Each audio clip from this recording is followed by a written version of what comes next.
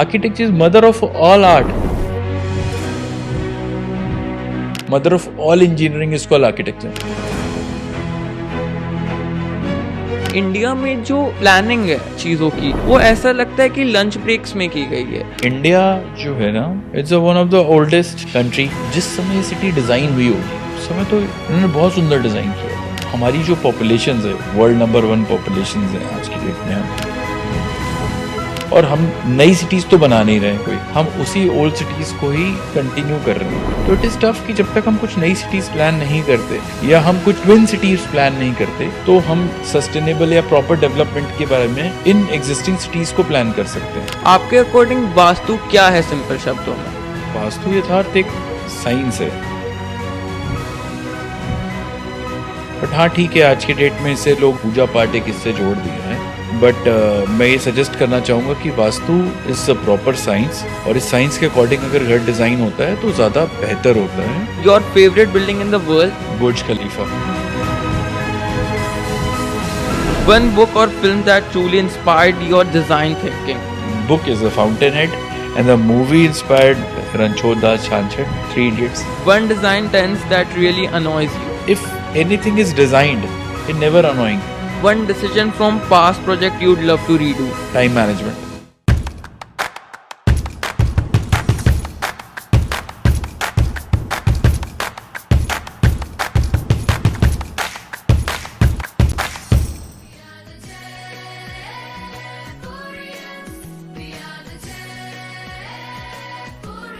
Vande Mataram viewers, welcome to Rubaru, the original podcast of Seth Hamar Jaipuria Bavatpur campus. I am Yatharth, today's host, who still doesn't basically knows how to draw a simple line with a scale. But today I'm sitting with someone who knows what the scales are about, what lines are about, and what one should know about pursuing things. An architect with great technical knowledge and creativity itself, Mr. Dheeraj Kapoor sir. Thank you, Yatharth. Starting anything would be about your introduction and how did you got into architecture? Because there are many fields anyone could pursue. Was it a turning point in your life that with some incident you decided let's go with architecture, or was it from childhood कि हाँ मुझे architecture ही करना है? No, actually, Yatharth, my father is an architect. So, he's my role model. So, बचपन से एक था कि नहीं, I want to become an architect. So, it is the starting journey. I started my journey through become an architect only. So, it is not anything ki changing my movement and all. And when I joined architecture, I really enjoyed thoroughly the theme, because architecture is a theme जहाँ पे आपको एक monotonous नहीं होना पड़ता है. Every day you have a new challenge. Every day you have something you have to create every day. This is very interesting field. So interest भी develop होता चला गया और we enjoyed architecture. So this is my work. जैसे मैं architect में आगे perceive किया. The background you enjoyed it and then you got into your forte that it's gonna be architecture. Definitely, I enjoyed my work. So with talking about passion, let's come to our school. So you are the architect behind our school. Just for the viewers, let me tell you that sir is the architect behind our school and many campuses of Jaipuria, not only Jaipuria, many school institutes. So sir, basically I want to let the viewers know about your experience, and I want to tell that I feel that the design of our school is pretty unique from many schools and from many buildings. So what do you think about the experience of this project specifically, and what do you think makes it unique? Actually, Yatharth, when I designing a Jaipuria school, thanks to our director, Mr. Deepak Bajaj, he is believing on me to get enrolled with Jaipuria. Mr. Kanak ji, CEO of Jaipuria School, Mr. Sharad Jaipuria, जिन्होंने मुझे इस अपने school में एक work करने का chance दिया. शुरू से ही हम लोगों का जो व्यू था स्कूल को लेके, वो is not a prototype school बनाने का था. स्कूल बनाते समय हम हमेशा इस चीज़ को ध्यान देते थे कि हमारे हर क्लासरूम वेल लिटेड हों, वेल एयरी हों, जिसमें स्टूडेंट्स की व्यू स्टूडेंट को एक अच्छा फील आए. एंड हम लोगों ने ओपन स्पेस पे बहुत वर्क किया है स्कूल्स के अंदर. ऑलमोस्ट सारी आउटडोर एक्टिविटीज़ को जितने भी हम लोग इनरोल कर सकते थे वो सारा कुछ इनकॉर्पोरेट किया हुआ है हम लोगों ने अपने इस प्रेमाइसेस में। हमारे पे सबसे बड़ा एक कल्चर था कि we are designing one building, जो हमारे लिए सबसे टफ काम था इस बिल्डिंग को डिज़ाइन करना, कि हमें एक मिनी ओलंपिक साइज पूल चाहिए था जहाँ पे हमारे स्टूडेंट्स प्रॉपर ट्रेनिंग कर सकें। और उस बिल्डिंग के ऊपर आई थिंक मेरे को 6 फ्लोर की बिल्डिंग और बनानी थी, जिसमें हमारे क्लासेस और वर्कशॉप्स वगैरह, हमारे लैब्स, सारी चीज़ें इनकॉर्पोरेट हो सके। तो ये one of the biggest challenge था मेरे लिए डिज़ाइनिंग करना। बट आई थिंक हम लोग ने एक्सेप्ट किया इस डिज़ाइनिंग को, क्लाइंट ने मुझे सपोर्ट किया और we did that building. It's called Premchand block, I think so. It's called Premchand block. Is a heated first indoor pool in Varanasi in any academic schools. There is no indoor pool in any schools. So this is the story behind the designing this Jaipuria Bawatpur campus. So on the behalf of every student, I'm gonna thank you first of all because of this very, I'll say, great design and initiatives you took to make Premchand block so unique. Because when you study in those classrooms on those benches, you get to know that yes, you get the feeling that yes, something's unique. So I'm gonna thank you first of all for that. Thank you so much, Yatharth. Thank you. Now, since students love stories, I'm gonna ask you a very architect diary type question. So, sir, can you share one project that completely changed you, not completely, but changed you and took a new aspect in your life that, yes, there's a problem and maybe a project that you, where you faced a big problem and then you came to a conclusion that after this problem that there's something different in architecture, like you took a whole new perspective about architecture and something new you figured out with that project, if any project is there like this? It is not about project, Yatharth.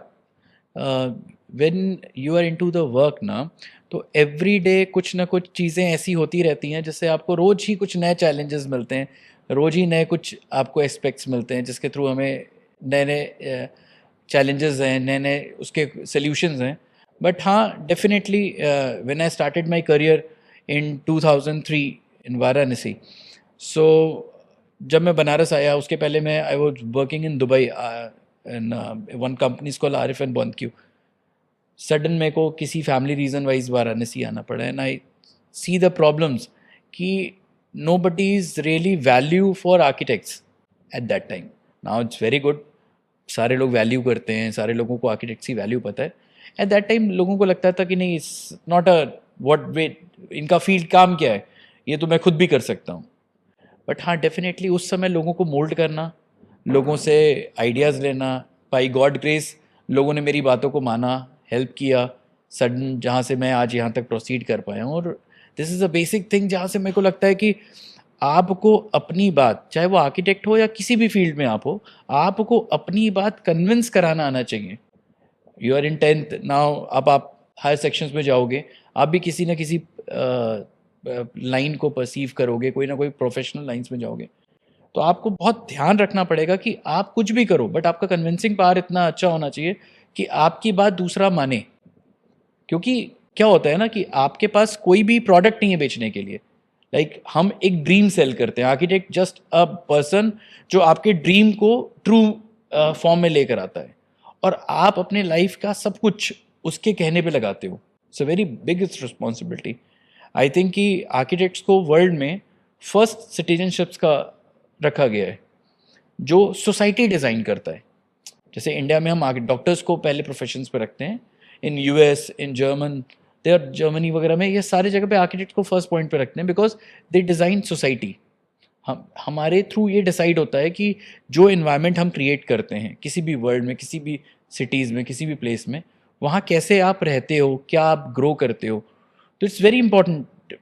इसलिए मेरा एक मानना है अपनी field को लेके कि जब आप किसी भी डिसीजन पे फर्म होते हो या किसी भी डिसीजन पे आप अपने डिसीजन पे कॉन्फिडेंट होते हो, तभी अपने क्लाइंट्स को अपनी चीज़ों को फर्म करा पाते हो। तो मैं आपके क्वेश्चंस पे वापस आता हूँ कि आपने मुझे बोला कि व्हाट इज़ अ थिंग जिसने आपके को आर्किटेक्चर्स में टर्न अराउंड किया या मोटिवेट किया। मुझे लगता है कि मैं एक बहुत छोटा सा शोरूम डिज़ाइन कर रहा था वाराणसी में, एंड सडन उसका एक डिज़ाइन आया जहाँ पे एक कॉन्ट्रैक्टर्स ने मुझसे कुछ क्वेश्चंस किया, and I am very knew about that sites में, तो मैं उस क्वेश्चन का आंसर नहीं कर पाया था। उस कॉन्ट्रैक्टर ने मुझे इस बात को सिखाया कि ये आपने जो डिज़ाइन किया या आपने जो डिटेल्स बनाई हैं उसमें ये चीज़ गलत है, ठीक। सो मेरे को लगा कि yes, the contractor is my real teacher. Definitely मैं सीख के आया था, कुछ चीज़ें आया था, बट प्रैक्टिकल नॉलेज सडन, फिर उस दिन के बाद से जब उस कॉन्ट्रैक्टर ने मुझे सिखाया तो मुझे ये लगा कि लर्निंग कभी ख़त्म नहीं होती। लर्निंग इज़ अ प्रोसेस जो आपके मतलब आपके साथ ही जाता है, मतलब जब तक आप जिंदा हो तब तक आपको लर्निंग मिलती ही रहती है। तो मैंने वहाँ से उससे सीखा और उसके बाद मुझे ये लगने लगा कि हाँ, मुझे अपनी डिटेल्स पे और वर्क करना है और चीज़ें करना था। वहाँ से मुझे आर्किटेक्चर में और इंटरेस्ट आया और इनरोल हुआ, इन्वॉल्व हुआ और इस तरह से ये प्रोसेस चेंज हुआ।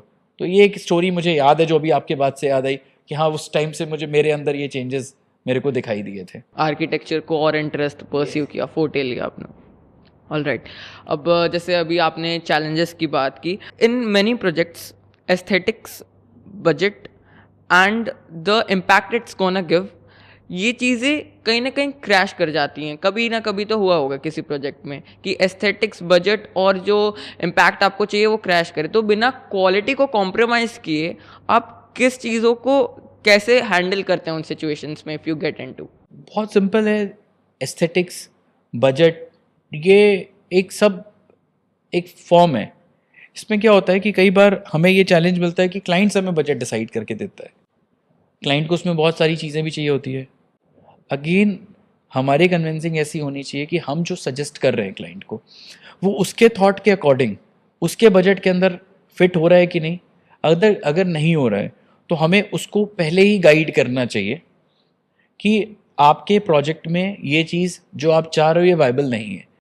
अगर आप ये चेंजेस करोगे तभी इस बजट के अंदर हम इसको फिट कर पाएंगे और ये एस्थेटिकली अच्छा दिखेगा। अगर इसके दो रीजंस होते हैं, अगर आप इसको नहीं फिल कर पाओगे तो आइदर आप अपनी चॉइसेस कम करो और आप अपने बजट को इंक्रीज करो। ये किसी भी प्रोजेक्ट के इनिशियल स्टेट पे हमें क्लाइंट को बताना चाहिए। ये नहीं करना चाहिए कि हम किसी भी चीज़ को बीच मिडवे में कंप्लीट करें एंड सडन उसके बाद होता है कि नहीं जी आपका बजट तो हाइक कर रहा है। तो आई थिंक ये एक अच्छा प्रोफेशनल लाइन नहीं है। हमें इन चीज़ों को पहले कैलकुलेट करना चाहिए। तो ड्यूटी ऑफ आर्किटेक्ट्स। तो कन्विंसिंग पावर को लेते हुए हमें वहाँ पर उसको समझाना है कि if you want the work you want then you got to give the budget you need for that. Yes, ये बजट किसी न किसी प्रोफेशनल के थ्रू आना चाहिए और प्रोफेशनल के थ्रू तब आना चाहिए जब आपकी डिज़ाइन लाइंस, आपके थॉट सारा कुछ कंप्लीट हो चुका हो। Now, the most important thing about sustainable development and sustainable designing. So, what is sustainable designing according to you? Sustainable is very vast subject. It is very important to make a building for sustainable. But sudden क्या होता है कि आज की date में ना जो हमारी नीड्स हो गई हैं, लाइक एयर कंडीशंस, पोल्यूशंस, जो हम कार्बन जनरेट करते हैं अपनी बिल्डिंग्स को कंस्ट्रक्ट करते समय, कोशिश करना चाहिए कि इन्हें हम कम से कम कर सकें। वी आर ट्राइंग, गवर्नमेंट भी हमारी ट्राई कर रही है। अब गवर्नमेंट हम लोग के प्रोजेक्ट को कई सर्टिफिकेशन देती है, दैट्स ऑल ग्रेहा certification, green certification, LEED certification. जो बिल्डिंग इन सर्टिफिकेशन के लिए वर्क करती है कि I am working for LEED certification, I am working for ग्रेहा सर्टिफिकेशन, वो ये प्रूव करते हैं कि आप अपनी बिल्डिंग को सस्टेनेबल बना रहे हो। सस्टेनेबल मीन्स आप इन्वायरमेंट को कम से कम डैमेज करते हुए इन चीज़ों को साथ में लेते हुए बना रहे हो।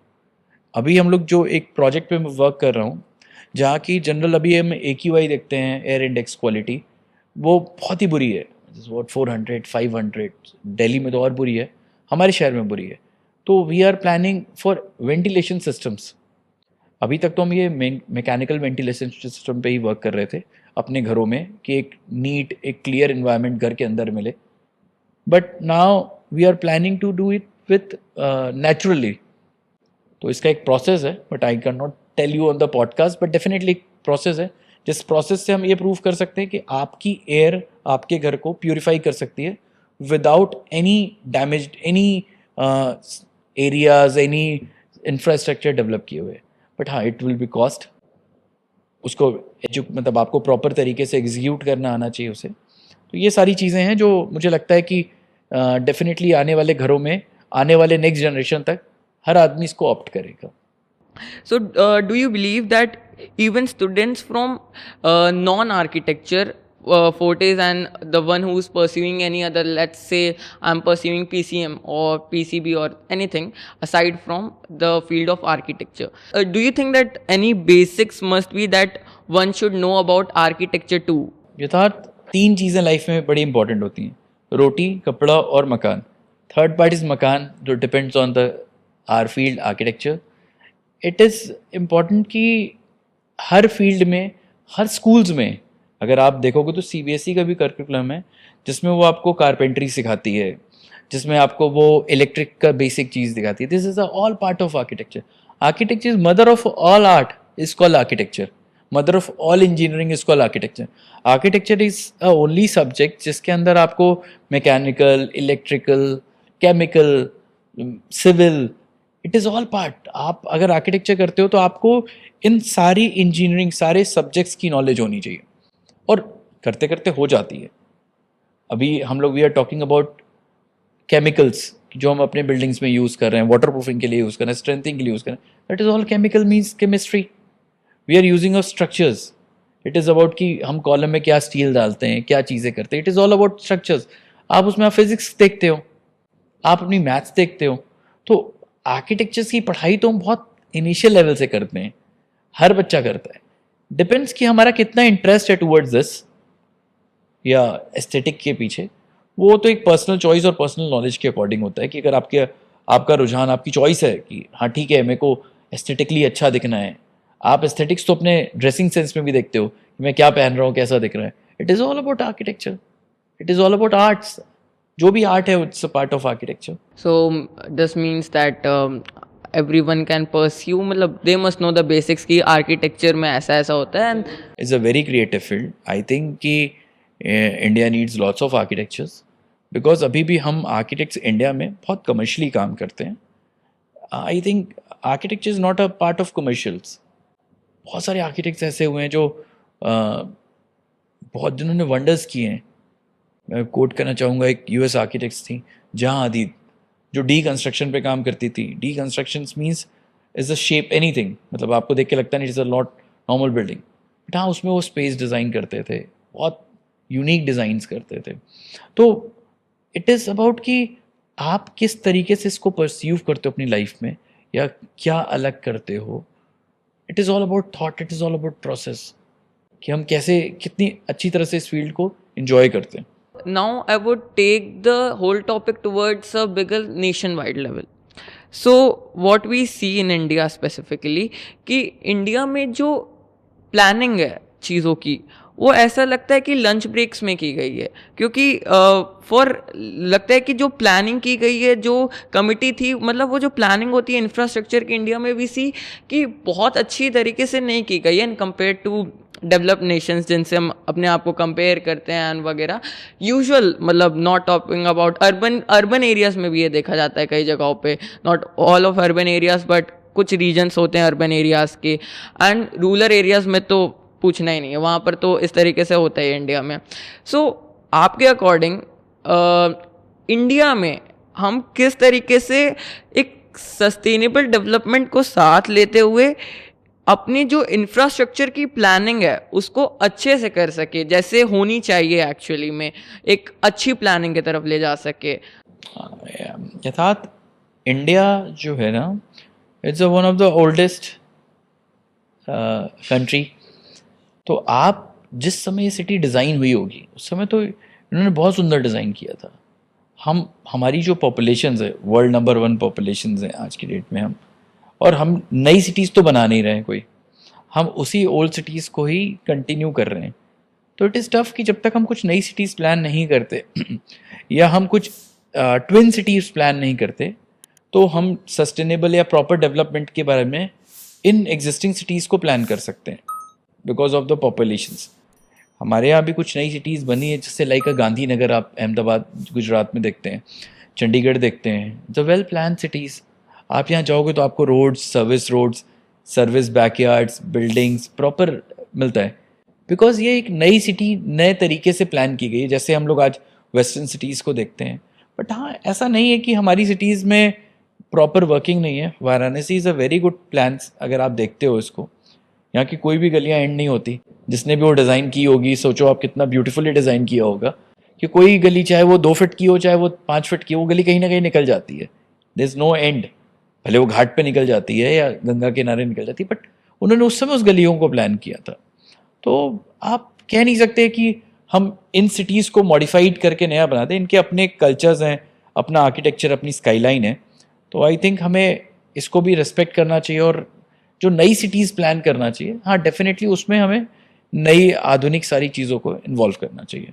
It is in my suggestions, मेरा सजेशंस। एज एन आर्किटेक्चर आपका ओवरऑल अभी तक का एक्सपीरियंस क्या रहा है? What do you, I mean of course you are sharing your experience all the time, but अगर आप इसको एक ओवरऑल में इफ जस्ट से कि कुछ लाइंस में अपने अभी तक के पूरे एक्सपीरियंस को शेयर करना चाहे तो वो क्या लाइंस होंगी?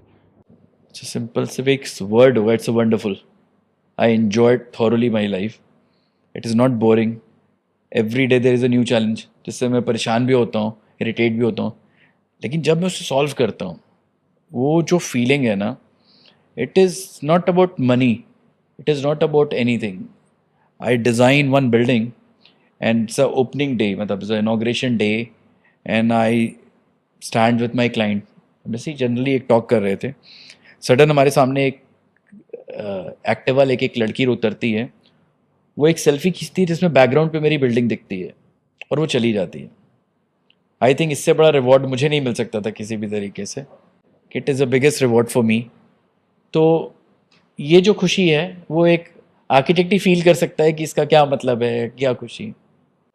तो आई थिंक कि अगर मैं अपनी लाइफ को, अपनी जर्नी को एक वर्ड में कहना चाहूँगा तो like I am very happy with my career and I am very blessed कि मुझे आर्किटेक्चर चूज़ करने का मौका मिला। कोर्स तो यू नो यू, तो इससे हमें पता चलता है like architecture is made for you and you are into it. And after all architecture में आपको ऐसा क्या लगता है कि समथिंग इन न्यू जनरेशन को आर्किटेक्चर में कैसी चीज़ें मतलब लानी चाहिए, या फिर लेट्स से समथिंग न्यू चीज़ें जो ऐड होती हैं आज के टाइम पे, बहुत चीज़ें एडवांस होती जा रही हैं and we are gonna, artificial intelligence आ रहा है and many things are changing, the world is changing। जो एक डेकेड पहले था वो अब नहीं है और नेक्स्ट डेकेड में भी चेंज हो रहा है।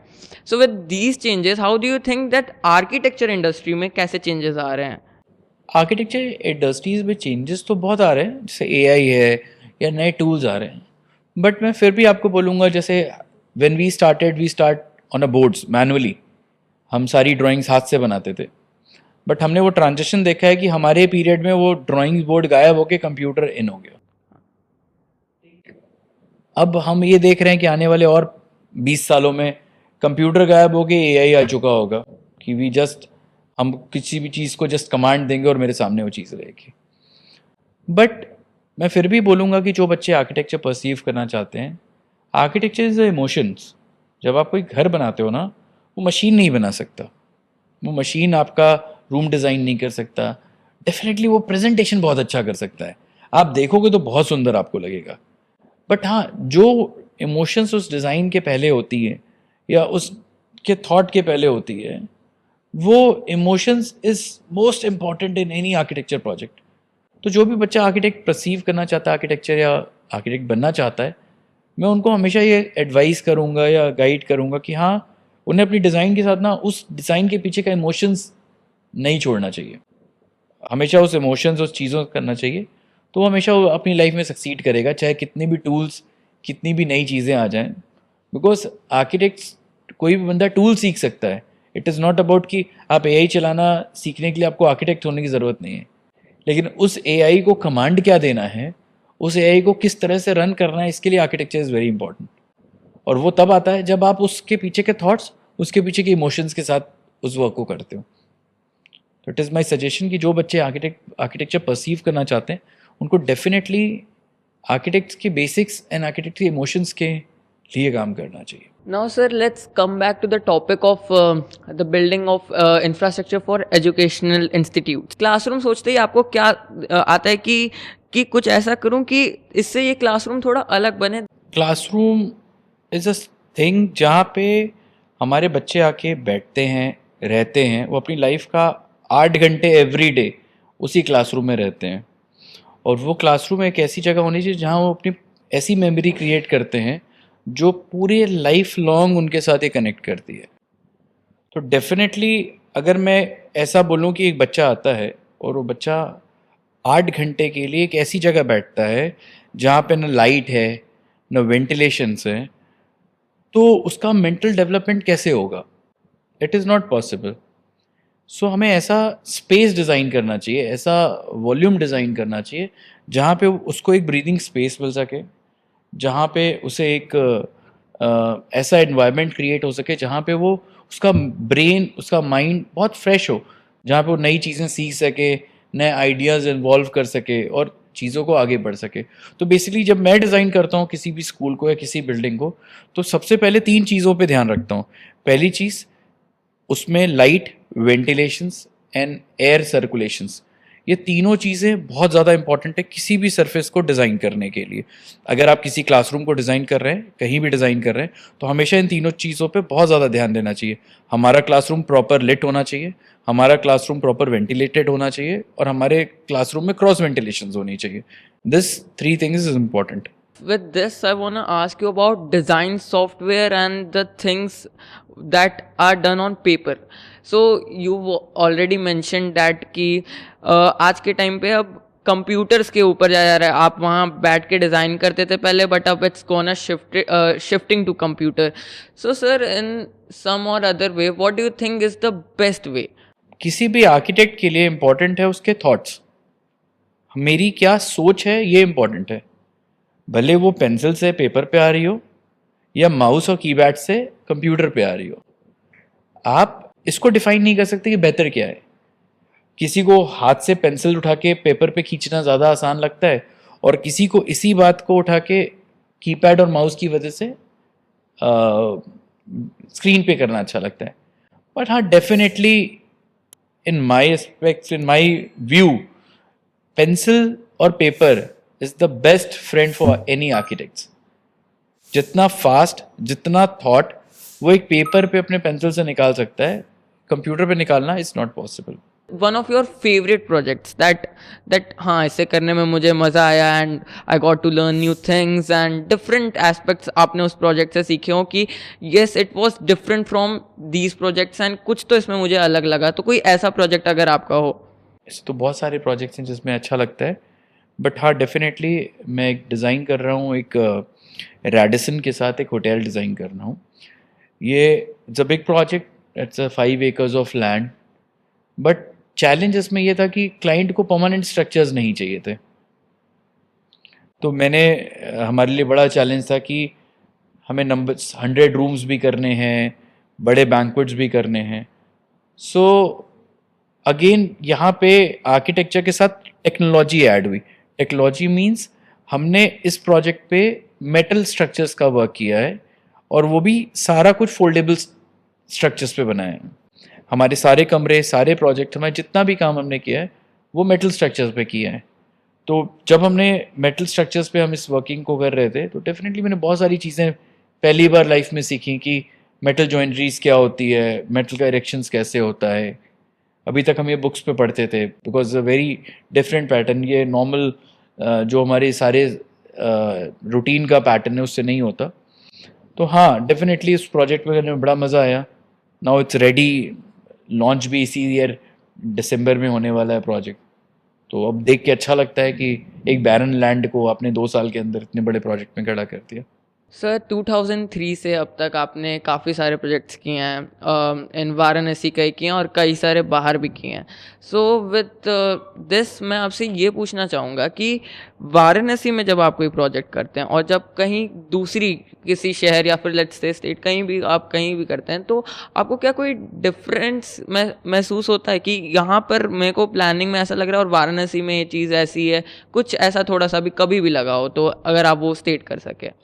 नहीं है था, मैं इस बात पे नहीं डिफ़र करता। ये प्लानिंग जो होती है ना, कहीं भी हो, it is about you and your client. आप और आपके क्लाइंट की सोच कितनी मैच करती है, ये आप दुनिया में कहीं भी प्लानिंग करते हैं वहाँ के लिए होता है। मैंने बनारस में रह के कनाडा में एक स्पोर्ट्स बार डिज़ाइन किया था। I never been to Canada, but हाँ, client is so clear about this कि उसको चाहिए क्या. और हमें एक गवर्नमेंट बिल्डिंग में स्पोर्ट्स बार बनाना था, तो वहाँ के जो रूल्स और रेगुलेशंस भी तो they are very fixed. You can not change in elevations, आप विंडो साइज नहीं चेंज कर सकते, आप बाहर के कलर्स नहीं चेंज कर सकते. इन चीज़ों को कॉमन रखते हुए भी आप इंटीरियर्स में क्या कर सकते हो, कितनी आपको फिजिबिलिटी मिलती है. ठीक है, हाँ, इट इज़ डेफिनेटली कि आप किसी नए सिटीज़ में जाते हो, किसी नए स्टेट में जाते हो, किसी नई कंट्री में जाते हो, तो ठीक है, डेफिनेटली वहाँ पे अच्छा लगता है. मैंने कुछ वर्क काठमांडू में किए हैं, वहाँ बहुत डिफरेंट एक्सपीरियंस था, बिकॉज उनके कल्चर्स अलग थे, उनका एनवायरनमेंट्स अलग था. तो हाँ, ठीक है, डेफिनेटली बाहर जाने पे आपको अच्छा लगता है कि एक अपनी सिटी के अलावा बाहर के भी लोग आपको जान रहे हैं, कर रहे हैं. So we are gonna have a rapid session where I'm gonna give you questions and you have to just answer it in 1 2 words or one sentence just rapidly. This is our rapid fire session. All right, let's start. All right. My first question is your favorite building in India. Sangat is the architect office, Mr. B.V. Doshi's office. All right. Sir, your favorite building in the world. Burj Khalifa. One material you always love to use. Stone. One material you strictly avoid. ACP. One book or film that truly inspired your design thinking. Book is The Fountainhead. Is a book I think सारे architects को पढ़नी चाहिए. And the movie inspired I think is Ranchod Das Chanchad, Three Idiots. Your go-to design software. My pencil. One simple sustainable designing tip every homeowner should follow. Well lit, again well ventilated, and well air circulated. One design that tends that really annoys you. If anything is designed, it never annoying. मैं किसी को बोलता हूँ कि अच्छा design बनाना tough है, अगर मैं बोलता हूँ किसी को कि बुरा डिज़ाइन बनाओ, तो इट इज़ नॉट पॉसिबल कोई बुरा डिज़ाइन बना सकेगा. उस डिज़ाइन में कुछ ना कुछ अच्छा होगा, तो आप अनोइंग नहीं कह सकते. हाँ ठीक है, अब आदमी वेंटिलेशन का ध्यान नहीं रखता, शेप्स का ध्यान नहीं रखता, वॉल्यूम्स का ध्यान नहीं रखता, थोड़ा सा कंस्ट्रक्शन शैबी हो जाता है. But I don't think so कि एनीथिंग कुछ भी बुरा होता है, शैबी होता है. One decision from past project you'd love to redo. Time management. It is the only thing जो मैं रीडू करना चाहूँगा अपने सारे प्रोजेक्ट्स में. Generally you are so involve in designing और एग्जीक्यूशंस ना, कि आप टाइम लैप्स पे ध्यान नहीं देते. आई थिंक प्रोजेक्ट को टाइम पे एग्जीक्यूट करना is very important. Question, the rapid session is over. So my question to you will be, you stated your favorite building in India. Why is that only your favorite building in India, and what do you think is unique about it? It is first of all, it is a house of one of my favorite architect, Mr. V.V. Doshi. Now he's no more. He's from Ahmedabad. उन्होंने Chandigarh design करते समय is working with Le काबूसियर.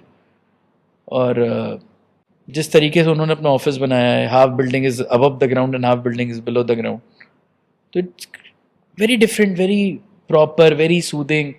It's always covered with green, using exposed brick and exposed concrete. It is all material, selections, light, access, orientations. Everything is very beautifully designed. It is a must-visit building. I think it's a very small building, but आपको हाँ definitely देखना चाहिए, जाना चाहिए. All right. And sir, you stated a book. I know about the film you stated, so I'm not gonna ask you questions on that. But to be honest, I'm pretty much interested in this field. So I would like you to tell me about what that book tells you, tells anyone about architecture, and what is it? How is it related? It is about how you think in a different way. अगर मैं आपको बोलूँ कि एक बड़ा example है simple सा, कि ये ग्लास आधा खाली है, कोई बोलेगा आधा भरा है. It's the same thing with the plot. जब आप किसी भी चीज़ को देखते हो या आपको साइट विजिट करते हो, तो हर आर्किटेक्ट चाहे वो कैसा भी हो, उसके दिमाग में एक विजन तैयार हो जाता है कि मेरी बिल्डिंग बनने के बाद ऐसी दिखने वाली है. उसे किसी भी सॉफ्टवेयर की ज़रूरत नहीं है, किसी भी विजुअलाइजेशन की ज़रूरत नहीं है. उसका ब्रेन उस तरह से ट्यून हो चुका होता है कि वो एक बैरन लैंड देखने के बाद वो डिज़ाइन उसके पहले दिख जाता है कि मेरी बिल्डिंग ऐसी दिख रही है. देन ये रिवर्स वर्किंग होती है. तो वो बुक आपको हमेशा इन चीज़ों पे सिखाती है कि आप किस तरह से अपनी चीज़ों पे कॉन्सेंट्रेट कर पाओ, किस चीज़ों पे फोकस्ड हो, क्या चीज़ें अपनी टू डू लिस्ट में करनी है, जिस तरीके से आप अपने प्रोफेशंस में आगे बढ़ पाओ. Now, sir, about the material you strictly avoid. Why do you strictly avoid that material? ये मैं ऑडियंस को भी आपके बताना चाहता हूँ कि जब भी हम किस रीज़न में वर्किंग करते हैं, इट इज़ इम्पॉर्टेंट। हम आज वेस्टर्न बिल्डिंग्स को देखते हैं और हम बहुत फैसिनेट होते हैं, but western building western environment के हिसाब से डिज़ाइन होती है। जैसे आज यूएस में बिल्डिंग ग्लास बिल्डिंग डिज़ाइन होती है, तो यूएस में वेंटिलेशन, वहाँ पे सनलाइट कम है, ठंड है, तो उन्हें अपने यहाँ सन को एक्सपोज करना होता है। But in India there is no need of glass buildings. हमारे यहाँ क्या होता है कि हमारे यहाँ का क्लाइमेट बहुत हार्शी है, मतलब ज़्यादा गर्मी भी है, ज़्यादा ठंड भी है, तो हमें ऐसा डिज़ाइन करना चाहिए कि क्लाइमेट उस तरह का कंट्रोल रहे। तो इसलिए मैंने आपको जो अपने हेटेड मटेरियल बताया, this is a aluminium composite panel, it's called ACP। I strictly avoid कि I am not going to use this material in our building. ये इंडिया के लिए बना ही नहीं है, ये है वेस्टर्न कंट्रीज़ में कवरिंग के लिए यूज़ होता है। ठीक है, अगर मजबूरी में कहीं यूज़ करना पड़ा तो कर लेते हैं, but it's not a material जो यूज़ करें। For about its climate and it's specifically about कि इंडिया में डेफिनेटली हाँ, it is about a country. जिस कंट्री में आप काम कर रहे हो उस कंट्री के हिसाब से आपको वर्किंग करनी चाहिए। weather and climate matters. Tell me about what a person should study and how do they follow the path to become an architect. कि आप किसी भी फील्ड में जाते हो, आप एक वर्किंग मैन बनते हो। जैसे आप मैकेनिकल करते हो, आप कंप्यूटर इंजीनियरिंग करते हो, आप कोडिंग करते हो, इन सब चीज़ों में एक चीज़ है। बट अगर आप आर्किटेक्चर करना चाहते हो ना, तो आपको आर्किटेक्चर के लिए पहले से आपका माइंडसेट होना चाहिए कि हाँ, हमें आर्किटेक्ट बनना है। बिकॉज आर्किटेक्ट में एक विजन वर्किंग के साथ is very very very important, कि मेरे को कैसे चीज़ों को प्रेजेंट करना है, क्या करना है। आप जितना अच्छा आप एक ऑब्जर्वेशन लेवल लेकर आते हो, एक अच्छा थॉट लेकर आते हो, आप उतने अच्छे आर्किटेक्ट्स बन सकते हो। तो सबसे पहला बात तो यही है कि पहले एक हम PCM ले लें 12th में, बिकॉज ईजी होता है मैथ्स के साथ आपको आर्किटेक्ट से परसीव करना। आफ्टर परसीविंग आई थिंक आप 5 साल के जो आपका कॉलेज टाइम होता है, it is only engineering field जो 5 साल के लिए होती है, रेस्ट सारी इंजीनियरिंग फील्ड 4 साल के लिए होती है। Architecture is for 5 years। इन 5 सालों में आपके टीचर्स, आपके सीनियर्स, आपका इन्वायरमेंट आपको धीरे धीरे इन फील्ड्स में लेकर आता है। डे 1 पे वो आपको लाइंस, बॉक्स के अंदर लाइंस मारना सिखाएगा। पहले वर्टिकल खींचो, हॉरिजॉन्टल खींचो, डायगोनल खींचो, फिर वो धीरे धीरे आपको एक बेडरूम से, एक घर से, एक स्कूल से, एक ऐसे बड़े प्रोजेक्ट्स पे लेके जाना चाहेगा। बट हाँ, असली लड़ाई तब शुरू होती है जब आप रियल फील्ड में आते हो, जब आपके पास चैलेंजेस प्रैक्टिकल आते हैं, जब आपके ऊपर आपके क्लाइंट का प्रेशर होता है, जब आपके ऊपर आपकी गलती करने की कोई चांसेस नहीं होती है, then you have to working for that. आपको उसके लिए रेडी रहना चाहिए कि आप कैसे वर्क करोगे, कैसे काम करोगे, क्या करोगे। आपके साथ कोई ऐसा प्रोजेक्ट हुआ कि you came to discover a new problem, like that's extremely new for you, and from that you made your own solution for that problem that you applied and followed in every next project that you made? यथार्थ ऐसा नहीं है कि problem हर project के लिए same होती है। Problem चीज़ों के साथ डिफरेंट होती रहती है। तो हाँ, ठीक है, जिस प्रॉब्लम का जो सल्यूशंस आए। अभी हम कुछ आर्किटेक्ट्स एक ट्रिप पे थे, वहाँ हमने एक सजेशंस बड़ा अच्छा फाउंड किया कि विदाउट एनी मैकेनिकल थिंग हम अपने घर को बाहर के एनवायरनमेंट से 100% कूल रख सकते हैं, 100% प्योर रख सकते हैं। ठीक, some of architects are working on it, even I am trying it. मैं आपके इससे पॉडकास्ट के माध्यम से बताना भी चाहूँगा लोगों को कि आज की डेट में ये भी पॉसिबल है कि हम एयर को ट्रैप करके, अगर एयर को डक्ट के थ्रू ज़मीन के नीचे से अंडरग्राउंड लाके अपने घर में छोड़ते हैं, तो हमारा पॉल्यूशन बिल्कुल घर में क्लीन हो सकता है घर, और घर का एनवायरनमेंट एज गुड एज किसी हिल स्टेशन फ्रेश एयर जो आपको हिल स्टेशन या सी के किनारे मिलती है, वो आपके घर के अंदर भी मिल सकती है। इसके भी सोल्यूशन है विदाउट एनी मैकेनिकल कॉस्ट, अगर हम अपने घर को बनाने से पहले इस चीज़ को प्लान कर लेते हैं तो। Now, sir, about non-architecture field, when you said कि एक नॉन आर्किटेक्चर को कुछ बेसिक्स पता होना चाहिए, I am just curious to know कि अगर उन बेसिक से हटके कुछ अगर आप ऐसा बता सकते कि वो आर्किटेक्चर का उनको उसमें कुछ ऐसा पता चल जाए कि उनसे उनकी फील्ड को बहुत ज़्यादा फ़ायदा मिले। मैं फिर बोलता हूँ, architecture is all about general knowledge, कि आपको पता है कि आपकी कुर्सी की हाइट क्या होनी चाहिए, आपको पता है कि आपके चेयर की विड्थ क्या होनी चाहिए। अगर मैं जिस सोफे पे आप बैठे हो, इसी सोफे को मैं बोलूँ कि मैं 2.5 फीट का उठा देता हूँ, तो आप कंफर्टेबल नहीं होगे, बिकॉज आपका पैर ज़मीन पे नहीं टच करेगा। ठीक, इसकी हाइट एक फिक्स्ड हाइट है।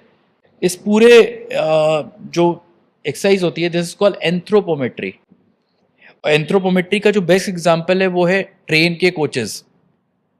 एक 3 टायर बर्थ में 6 बंदे कैसे सोएंगे, कैसे बैठेंगे, कैसे उठेंगे, this is the best example जो कोई भी आदमी देख सकता है, समझ सकता है। किसी भी जगह की रेलवेज में जो बोगीज डिज़ाइन होती हैं वो एंथ्रोपोमेट्रीज पे होती हैं। It is a exercise. जब हम फर्स्ट ईयर में आर्किटेक्चर परसीव करते हैं तो हम लोगों को हर एक चीज़ का मेजरमेंट्स करना होता है कि आदमी की फिंगर क्या साइज़ की है, पाम क्या साइज़ का है, हैंड क्या साइज़ के हैं। ठीक, इफ़ हम लोगों ने जब एक्सरसाइज की थी स्कूल्स में तो हमारे पास 40 स्टूडेंट थे, तो उन्होंने 20 ग्रुप बना दिए थे। हर कपल्स को एक का मुझे करना था, मुझे करना। तो मेरे पास 40 डेटा आए थे कि जो आदमी 6 फुट का है उसका हाथ कितना लंबा होगा, जो आदमी 5 फुट का है उसका हाथ कितना होगा। तो आपको ऐसी चेयर डिज़ाइन करनी है जो 6 फुट बैठे तो भी ठीक हो, जो 5 फुट बैठे तो भी ठीक हो। इसका और अच्छा एग्जाम्पल बनाते हैं, हम सब यूज़ करते हैं WCs, जो सुबह हम लोग टॉयलेट में यूज़ करते हैं, western WC। That's a best example.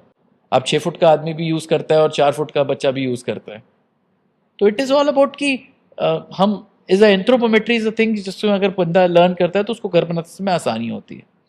But हाँ ठीक है, ये भी एक इंटरेस्ट की बात होती है कि आप कितने इंटरेस्ट से इस चीज़ को सीखते हो। So, sir, for a middle schooler or a high schooler who is at their early ages and they are thinking to pursue architecture, so for them, can you tell what are the basics and what are the starting things they must start to learn from, and what are the skills they must start working on from that particular age that should help them to become an architect? It's a very important कि again आपके hand का flow, like आपकी drawings अच्छी होनी चाहिए, sketchings अच्छी होनी चाहिए।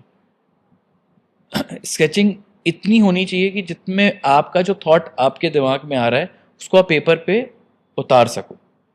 मतलब आपके जो इमेजिन पावर है, आप उसको कैसे पेपर्स पे लेकर आते हो, क्या करते हो। तो अगर बच्चा आर्किटेक्चर में फॉलो करना चाहता है तो डेफिनेटली उसको पहले दिन से अपनी थोड़ी हैंड स्केचिंग्स पे, पेंसिल्स के साथ कंफर्टेबिलिटी पे वर्किंग, अगर वो 8th 9th 10th से करता है तो उसके आइडियाज़ अच्छे होते हैं। सब्जेक्टिव के लिए तो ऐसा कुछ बहुत स्पेशल नहीं है, बिकॉज आप 12th तक फिजिक्स पढ़ते हो, मैथ्स पढ़ते हो, तो आई थिंक वही सारी चीज़ें है। आप हिस्ट्री पढ़ते हो आर्किटेक्चर में, बाकी सारी चीज़ें पढ़ते हो। एक तो इम्पॉर्टेंट ये है कि आप स्केचिंग कैसे करते हो, और दूसरा अपना ऑब्जर्वेशन लेवल्स कैसे आप हाई करते हो। ऑब्जर्वेशन लेवल मतलब आप कहीं घूमने गए, आपको कुछ देखा, आपको याद हो गया, आपने ब्रेन में स्टोर हो गया ना। अगेन जब आप पेपर्स पे उसको प्लान कर रहे हो या जो थॉट कर रहे हो, तो आपको उससे कुछ कॉन्सेप्ट, कुछ आइडियाज़ कि मैंने ये देखा था, यहाँ पे ऐसे वर्किंग होती थी। तो ऐसे हम क्या कर सकते हैं यहाँ पे। जैसे अभी आप मैं एक एग्जांपल देना चाहूँगा। लद्दाख में एक स्कूल है, सेल्फ सस्टेनेबल स्कूल्स कहते हैं। वहाँ पे वो आइस का जो इग्लोज बनाते हैं उसके अंदर वो पीने का पानी स्टोर करते हैं। अब इमेजिन करो आपकी पूरा बर्फ़ है, वहाँ पानी सारी मतलब सारे जो झील्स हैं या सारी लेक्स हैं वो पानी जम जाते हैं, बट उन्होंने आइस के अंदर स्टोर किया जो पानी वो ड्रिंक करते हैं, पीते हैं। तो it is, they are not architects, they are not engineers, but हाँ उन्होंने एक एक्सपेरिमेंट किया, चीज़ें लेकर आए और उस तरीके से उन्होंने उस चीज़ को डेवलप किया। तो ये इम्पॉर्टेंट चीज़ें हैं कि हम कैसे प्रॉब्लम के सल्यूशन में क्या नई चीज़ें, क्या अच्छी चीज़ें इन्वॉल्व कर सकते हैं और कैसे उसको अपनी चीज़ों में ला सकते हैं। Now, sir, I would like to give you a hypothetical situation where you have unlimited budget and you are said that you have to make a sustainable and a building, and let's say a project that is all over, it's gonna be very important for the city. Or now what are you gonna do on that project, and how are you gonna plan things for that in unlimited budget, let's say? If I have a unlimited budget and I design a school campus or institutional campus. So it is about first in which region we are designing, like in UP, in Varanasi, in India, और हमें उसकी climatology, उसकी topography और अपनी site को study करना चाहिए, पहली चीज़. सेकंड, हमें ये सजेस्ट करना चाहिए कि हम इस बिल्डिंग को सेल्फ सस्टेनेबल बनाएं. ऐसी बिल्डिंग डिज़ाइन करें जहाँ पे ना हमें इलेक्ट्रिसिटी की ज़रूरत पड़े, हम अपनी एनर्जीज़ को कंज्यूम करें, लाइक सोलर एनर्जीज़ और बहुत सारी एनर्जीज प्लान्स हैं.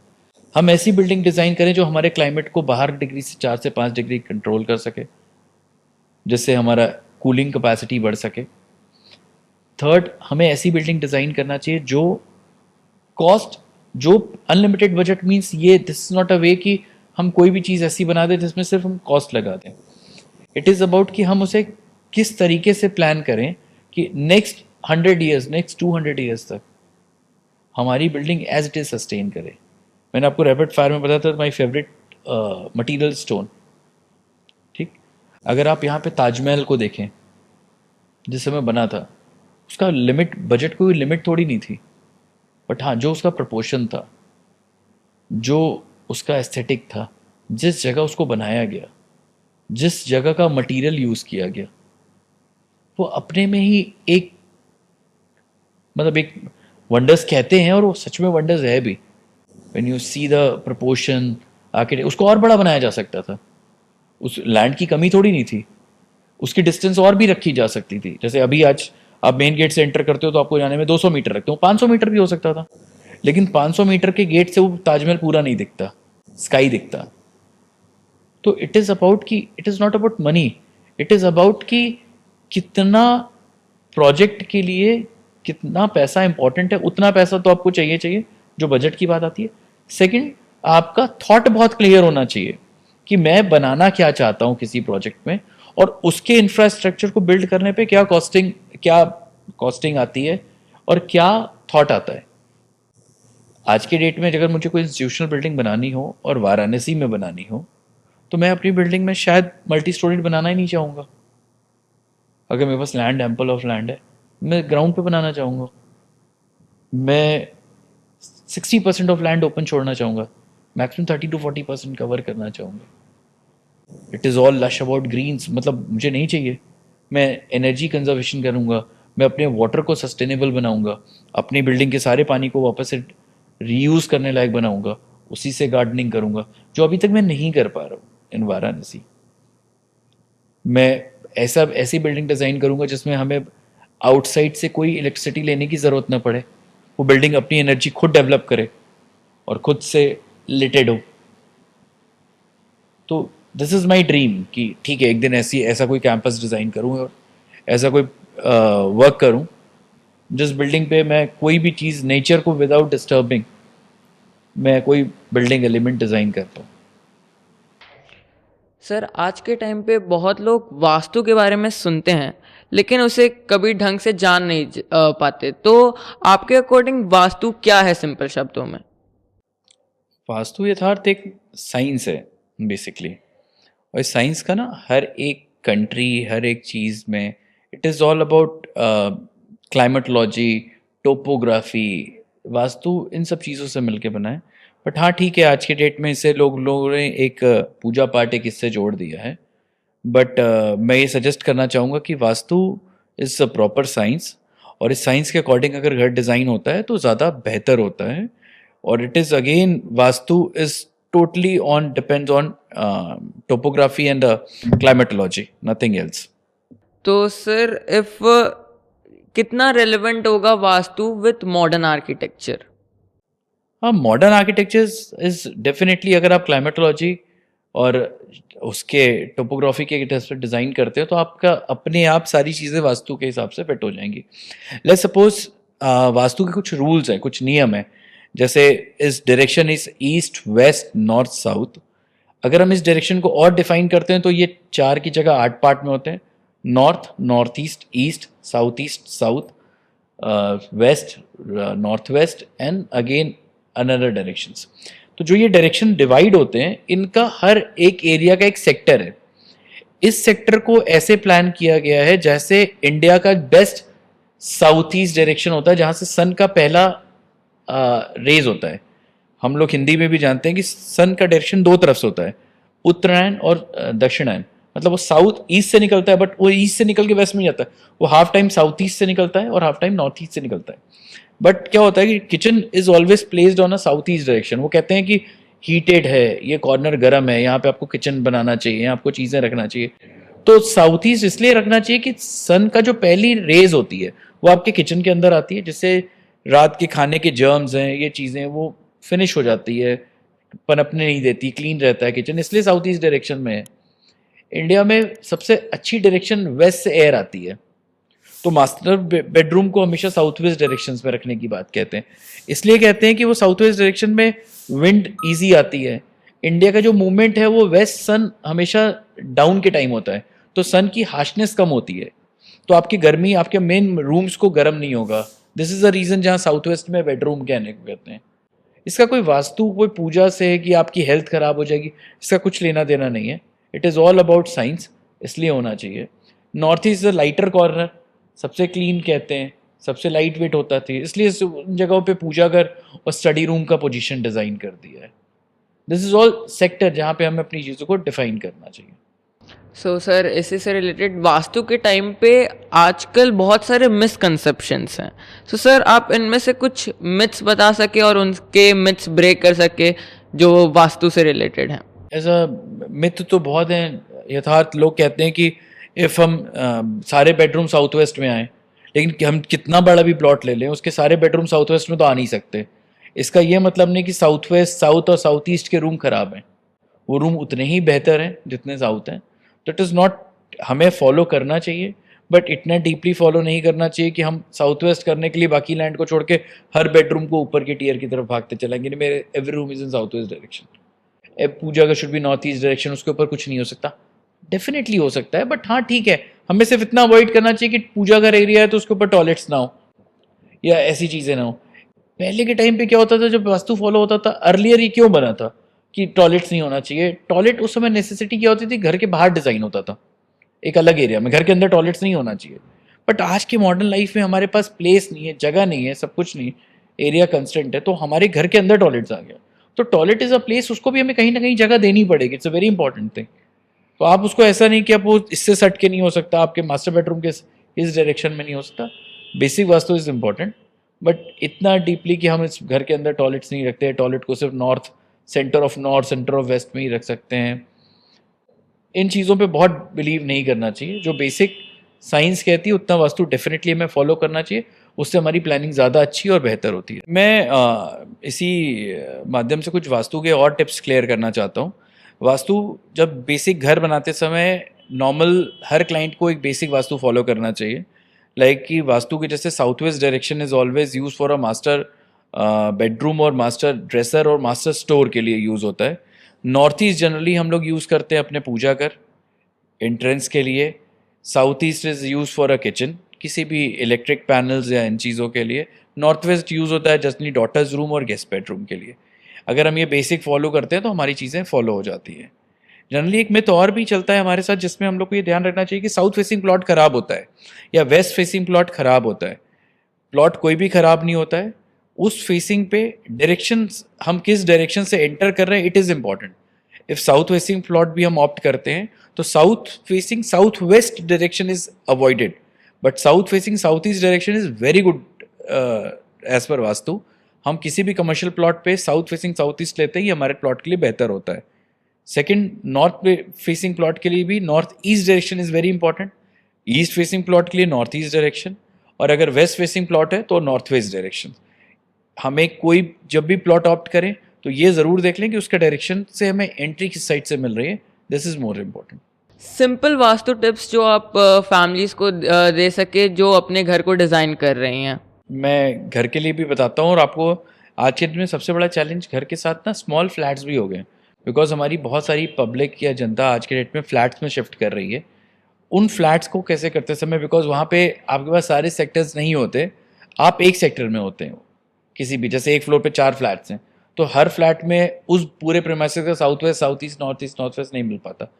तो हमें अपने एरिया के ही south west, south east direction में यूज़ करना चाहिए। जैसे नॉर्थ ईस्ट डायरेक्शन में, अब north east direction generally drawing room के साथ आता है, तो डेफिनेटली हमें नॉर्थ ईस्ट डायरेक्शन में ही एक छोटा सा मंदिर अपने लॉबी के साथ प्लान कर लेना चाहिए। कोशिश ये करना चाहिए कि साउथ वेस्ट डायरेक्शन में हमारा बेडरूम्स आ जाए, मास्टर बेडरूम आ जाए।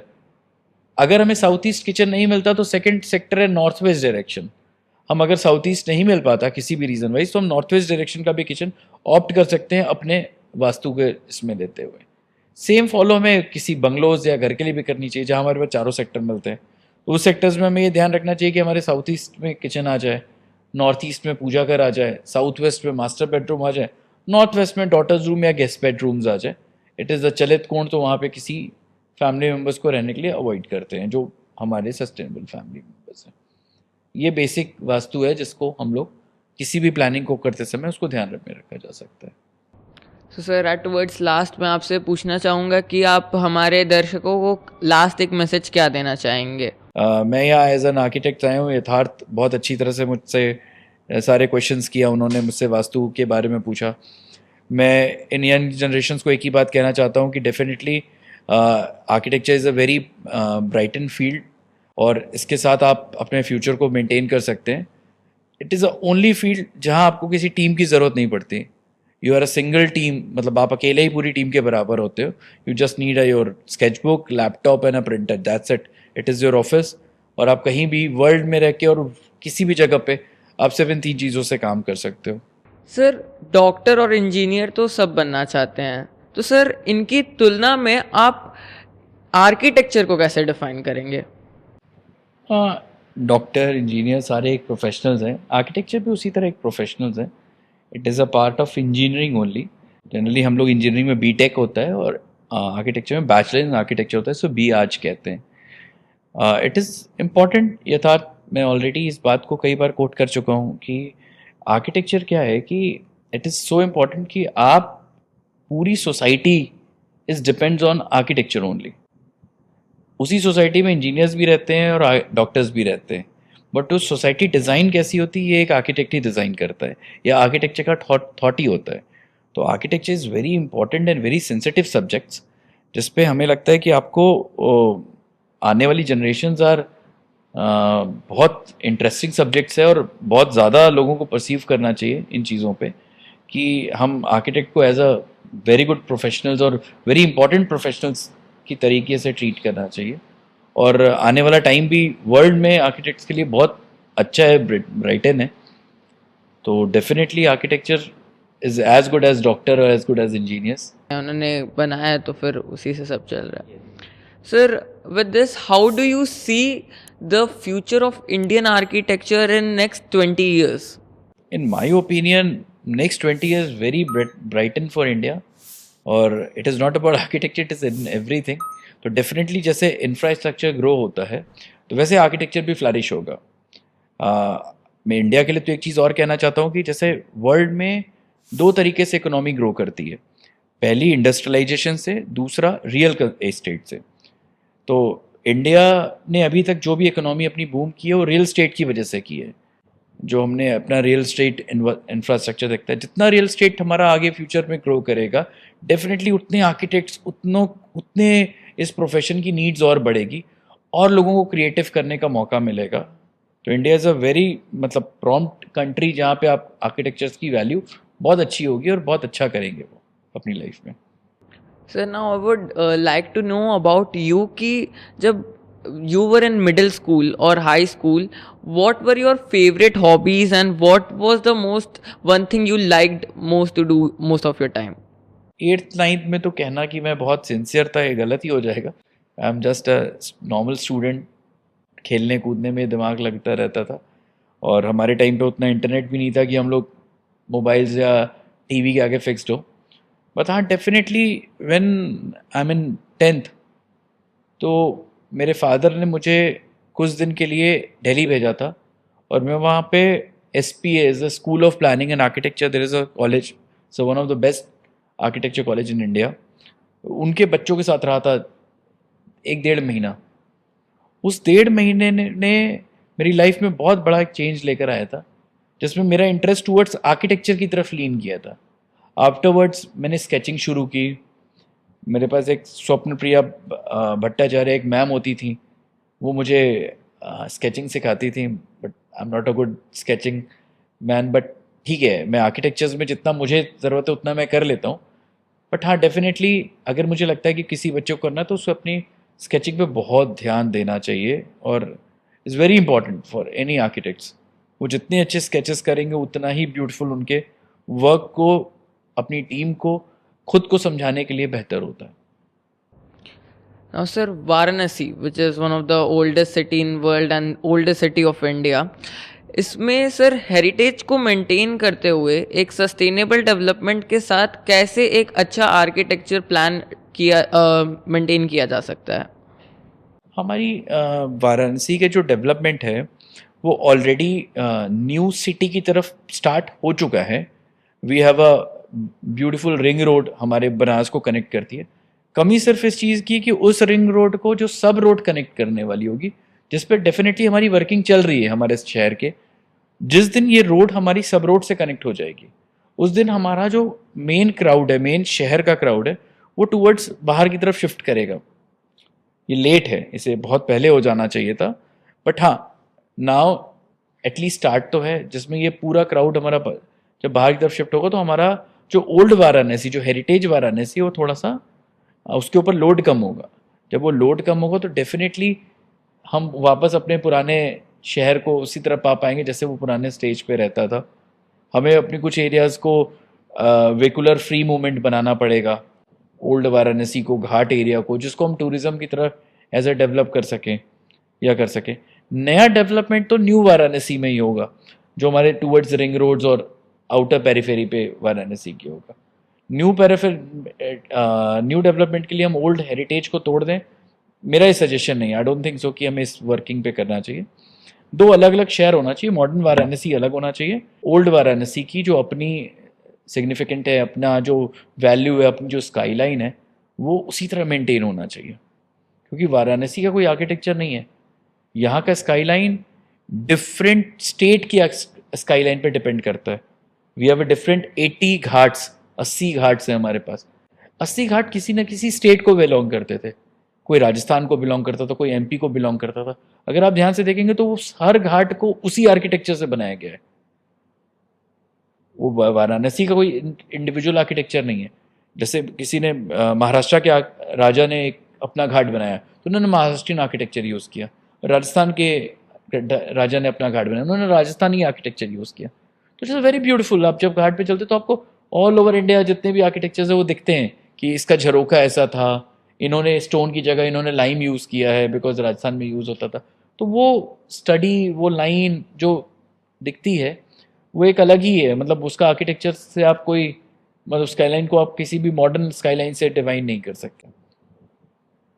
तो मेरे हिसाब से नए डेवलपमेंट के लिए नया वाराणसी सफिशिएंट होना चाहिए, और हेरिटेज को, हम लोग को हेरिटेज को सस्टेन, मतलब संभाल के रखना चाहिए, जिसमें उसकी वैल्यू और उसकी चीज़ें मेंटेन रहे. And would like to really thank you, sir, for today joining us and joining me. And I got to, not only me, everyone viewing this podcast got to know about what side of architecture, and they got aware what architecture is all about.